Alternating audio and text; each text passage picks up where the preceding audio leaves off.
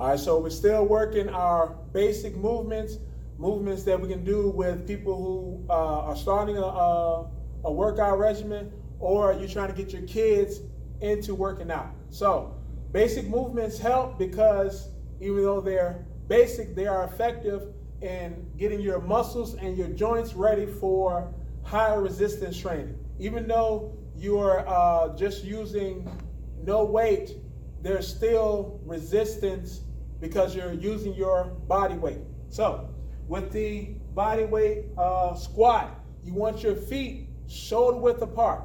All right, that's my shoulder, that's my foot, that's my shoulder, that's my foot.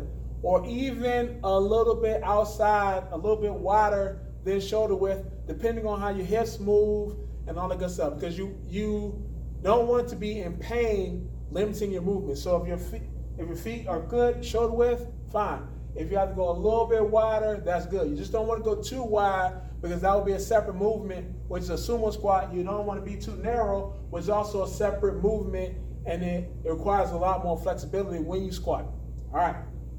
Now, the keys to squatting, the things that I see that most people, adult or children or otherwise, when you squat, their knees go past their toes, their heels come off the ground. Put too much stress on your knees. First, shoulder width apart. You can, depending on how your knees and your hips work, your feet will be either pointed straight. I like to have mine slightly outward. All right, not here, just slightly outward, because that's just the way my hips work. Most people's hips work that way. All right. Now, even though my feet are pointed out, my knees need to travel along that path. I can't have my toes out, but my knees in. Again, too much stress on the knees, you're going to hurt yourself. All right? And you won't get the full benefits of the movement because you won't be able to get the full range of motion.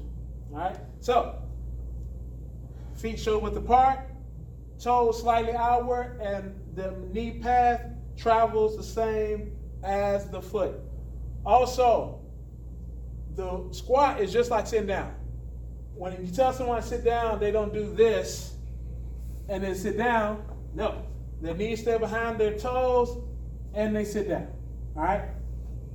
But for some reason, when you tell someone to do a squat, they do all this herky-jerky movements, which you don't need. It's just basically sitting down. So if you have to start off using something that's, you want it low so you can get that full range of motion. That's why I have the windowsill.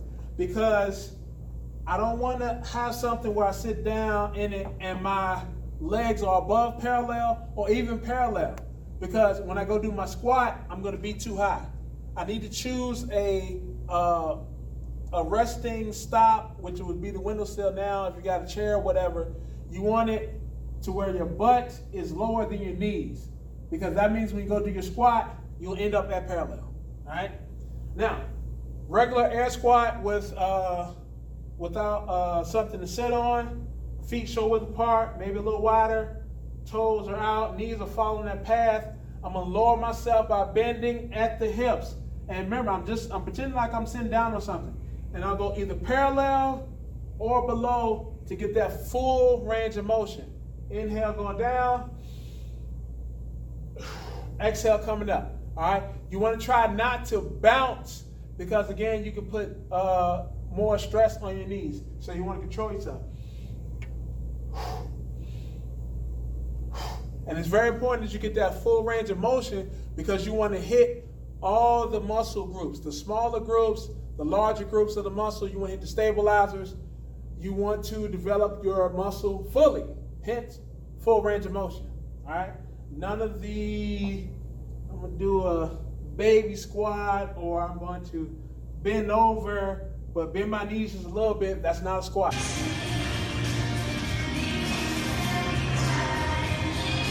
If you want to develop your legs, you have to go parallel or below. And if you have, like I said, if you need a marker, here find something that's low, squat down, touch it, push up. Notice, my heels never leave the ground. Another thing some people like to do is put maybe a little weight or something under the balls of their feet, so it keeps all their weight back. Or some people, when they're doing squats, they like to lift their toes up in their shoes, just so it keeps all the weight in the midfoot and the heel. You don't want it on your toes. All right. So that's basically the basic squat. Use your cues. Make sure when I set up, are my feet shoulder width apart, maybe a little wider? Are my toes flared out slightly? Is my knee following the path of my toes? Is my knee behind my toes when I squat? All right? Am I going parallel or am I going below? Am I too high? You want to make sure that you feel the squat through the hamstrings, which is the back of the muscle, through the quadriceps, which is the front of the muscle. All right? So play around with it. Let me know if you like it, and more importantly, get your children on these basic movements: squat, push-ups, stuff like that, pull-ups, to where you guys can get stronger together. All right? Because workout time is quality time. You dig? The champ is here!